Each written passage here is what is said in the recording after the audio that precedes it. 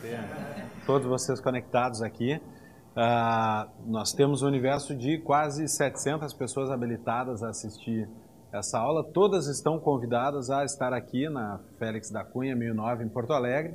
Aquelas que não puderem fazê-lo podem assistir online, então fico feliz se puder ter uma boa audiência e quero agradecer muito a todos vocês que estão aqui. Hoje começa o núcleo de formação do Brasil Paralelo. Eu quero dar as boas-vindas a todos vocês. E nós vamos ter eventos, né, Henrique? Todas as terças-feiras, alguma aula, uma palestra. A minha encomenda hoje é entregar a primeira de 4 aulas que nós vamos fazer sobre um pouco do surgimento do Estado. Mas quando eu digo um pouco do surgimento do Estado, eu quero dizer, nós não vamos falar de filosofia política pura. Não é só a história das ideias que tratam do Estado. Ao contrário, nós vamos falar das ideias que fizeram a história. Nós vamos tratar um pouco de como esse Estado que nós temos hoje surgiu, como ele se formou ao longo da história. Então, espero que todos gostem de história, porque nós vamos falar um pouco e bastante sobre isso, na verdade, não é um pouco. Eu vou tentar não ser como todos os professores de história. Aliás, eu não vou ser como todos os professores de história que nós tivemos. Por quê? Porque quando a gente aprende história no colégio, a gente não está aprendendo história, a gente está aprendendo luta de classes aplicada à história. Tudo que nós aprendemos sobre feudalismo, por exemplo, no colégio, foi que havia os nobres, os senhores feudais e os servos, e que essa era a divisão de classes, e é basicamente tudo isso que as pessoas lembram quando nós falamos de feudalismo. Eu quero pintar um quadro com um pouco mais de cores. Tá? Essa é a primeira aula e nós vamos falar, e é por isso que nós vamos voltar um pouco mais no tempo. Vamos acertar os detalhes técnicos aqui para... Ok? Tá. Nós vamos voltar um pouco bem mais no tempo. Vamos dar uma caminhada até chegar no ponto de partida da próxima aula. Tá? Então, hoje nós vamos falar sobre o que eu chamo da origem do conceito de Rule of Law, Império da Lei, na Inglaterra. Na próxima aula nós vamos falar, a partir do ponto que nós paramos agora, sobre a contribuição americana, que é o constitucionalismo, a ideia de uma constituição escrita organizando um país.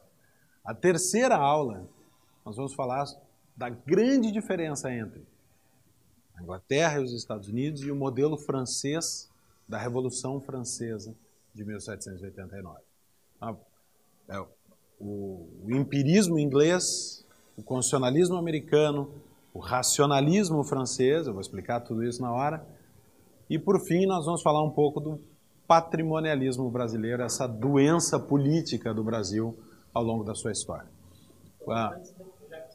Vamos fazer um pause. Ok, áudio, som, testando. Tá ao vivo? Papai tá aqui. O Grêmio é campeão. Não? Pessoa quem é de Porto Alegre entendeu. Aliás, nós pedimos desculpa ao público, porque hoje o Grêmio joga na Libertadores, o pessoal que é de fora também gosta de ver o Grêmio jogando. Então hoje, apesar de tudo, nós vamos fazer a aula. E nós vamos fazer uma breve pausa em aproximadamente 45 minutos. Eu peço que o pessoal me lembre, 45, 50 minutos, para a gente interromper. Faz um break de 10 minutos. O pessoal vê quanto está o jogo, digo, toma uma aguinha e a gente segue falando. Tá? Bom, primeira coisa que eu quero falar é o seguinte. Nós vamos falar de tem uma linha condutora no que eu quero contar da história hoje, que é o conceito de Rule of Law. Tá? Quando a gente fala Rule of Law, isso aqui é um conceito que foi mal traduzido para o português. Tá? Nós traduzimos isso aqui no Brasil como Estado de Direito, basicamente. Tá? O que uma tradução melhor seria o Império da Lei.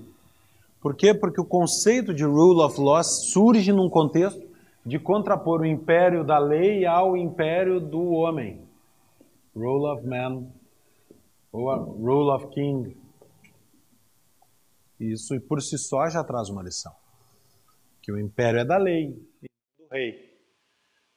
Aqui no Rio Grande do Sul nós tivemos uma figura histórica, que era o... Perguntaram, isso na Revolução Federalista de 93, perguntaram a ele, por quem lutas? Você lutava por um lado ou pelo outro? E a resposta dele é assim, luto por leis que governem os homens, não por homens que governem as leis. Podia parar por aqui, muito obrigado, né? Não. O conceito é basicamente esse, né? Que a lei está acima do soberano.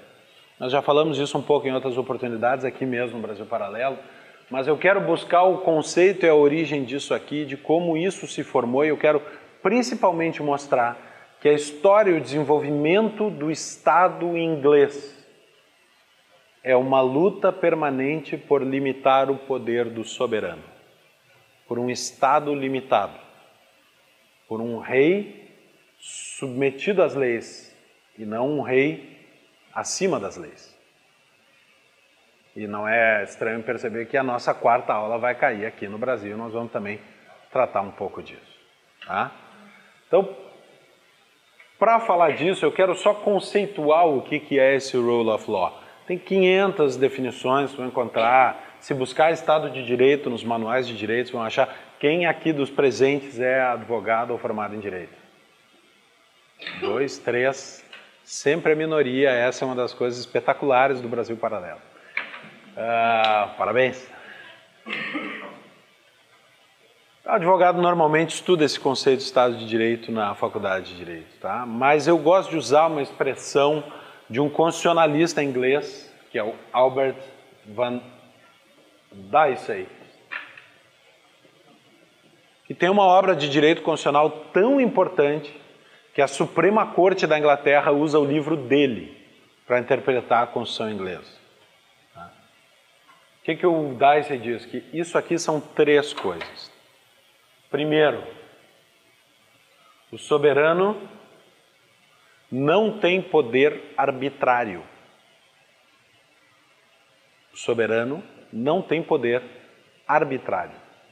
Não tem poder arbitrário. Ou seja, o poder do soberano vem de algum lugar e tem algum limite. Nós vamos falar sobre isso. Segundo, também um conceito mal traduzido no Brasil. A lei é igual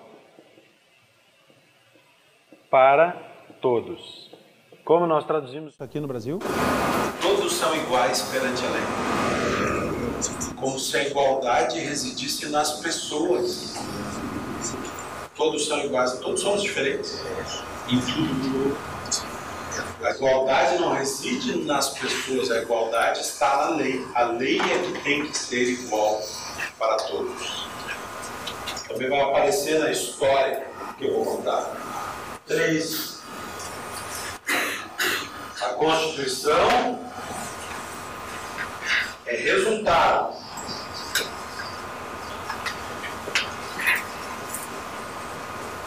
e não a origem dos direitos individuais.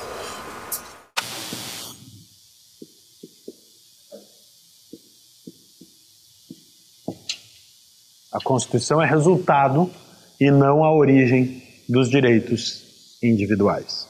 Parece hoje no Brasil que se eu pegar o artigo 5º da Constituição e excluir o inciso que diz que existe direito de propriedade, não existe mais direito de propriedade, porque eu tirei da Constituição.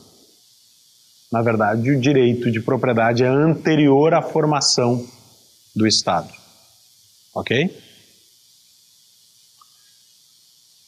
Como isso surgiu, como isso começou, e eu quero convidar vocês para mergulhar um pouquinho no passado. Um pouquinho, bastante. E eu acho fundamental explicar isso em cima do mapa e da história da Inglaterra. A Inglaterra, que foi uma colônia romana, dominada pelo Império Britânico. O primeiro a tentar invadir a Inglaterra foi Júlio César, em 44 a.C., depois de novo em 43 a.C., mas ela só foi de fato tomada pelos romanos depois de Cristo por Cláudios, que é um imperador que por fim domina a Inglaterra. Cláudios Britânicos, ele queria, o nome de conquistador vai no nome do imperador, tá? Então Cláudios conquista a Inglaterra, e a Inglaterra vira uma província romana como todas as outras. Direito romano, imperador romano, governo romano, até que no ano de 410 começam as invasões, agravam-se as invasões bárbaras a Roma, e o imperador manda chamar as legiões que estavam na Britânia para ajudar a defender Roma. Essas legiões literalmente saem da Inglaterra. O caos começa a reinar, e no ano de 410, os cidadãos, que já são quase romanos, que moram na Inglaterra, expulsam os magistrados. E acaba o Império Romano naquela ilha. Sem a defesa de Roma, tribos começam a invadir. Tribos germânicas, especialmente 3. Os anglos, os saxões e os jutos, que ficaram esquecidos na história. A gente fala de anglos e saxões. O mundo anglo-saxão. Eles tomam a ilha e desenham lá 7 reinos diferentes.